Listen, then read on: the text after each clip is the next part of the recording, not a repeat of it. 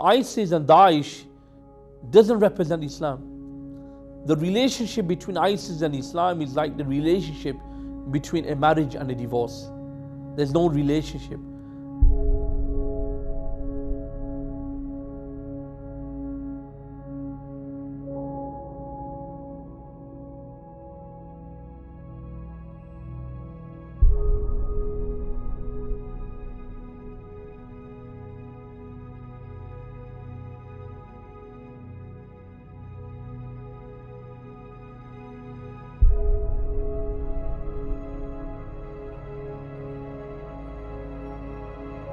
When we went to the front line and went to areas which were within 5 kilometers of snipers of Daesh, and some areas that had just literally been liberated by the Iraqi army and the volunteer army, we found that Daesh basically destroyed everything.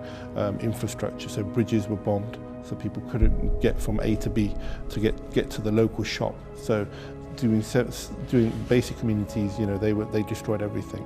Houses were bullet-ridden.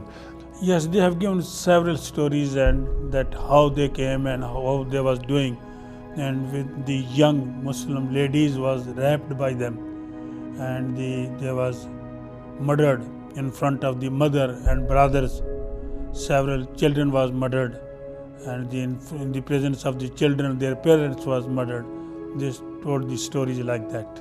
We met various children who had stories to tell, and they told us that when Daesh came into their village, they saw small children strapped with bombs and told to go back into your house, and then it was remotely detonated, killing all the people in the house. Then there was an individual who really struck me, who at first didn't want to speak to anyone. And I then said to him, I said, I said, did you see ISIS with your own eyes? And he said, yes, I saw ISIS with my own eyes. He said they had long hair.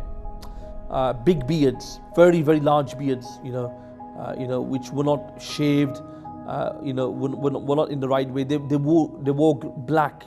They had black banners, and he said they were very, very abusive. They were very angry. They were very hostile to anyone. He then shared a story which was extremely emotional. I said, did you see any atrocities yourself, witness? He said, I saw one woman. She was in an ambulance. He said somehow for some reason, the woman disagreed to support ISIS. She was taken out of the ambulance. There was some dialogue between her and the fighter, and she was then stabbed with a knife, and her stomach was cut open. She was heavily pregnant, and the fetus was taken out of her stomach. That was killed, and then she was killed. It was extremely upsetting, because unfortunately, with any war, the victims are always women and children and the elderly and the disabled people. When we went to Iraq, we went to a refugee camp, and one of the things that really struck me was the young kids there, that whatever little happiness they had left, they were playing in the dirt, jumping up and down, and using anything to amuse themselves or keep themselves entertained. They weren't complaining about the standard of living, even though you knew when you looked at them that they hadn't had water, food. There was a lot of desperation there. We met a very, very remarkable woman called Qusay. She's actually now called the Mother of Iraq. And unfortunately, she hasn't really been mentioned in the Western media. Her story is an amazing story, because what happened with her was Daesh came into her village, and her husband was killed and her son was killed because they were told, you need to join Daesh. They said, no, we reject you. Shot straight in the head, no questions asked.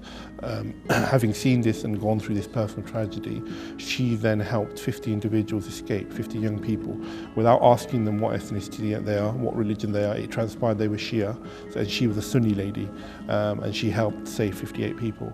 And this is, I think, the overall message, I think the one underlying message in Iraq, that all the people are cohesively fighting together to basically fight back Daesh. One of the most amazing things that I learned in going to Iraq was my prior ill-informed views was that Iraq was a sectarian war. It was a lot of sectarianism.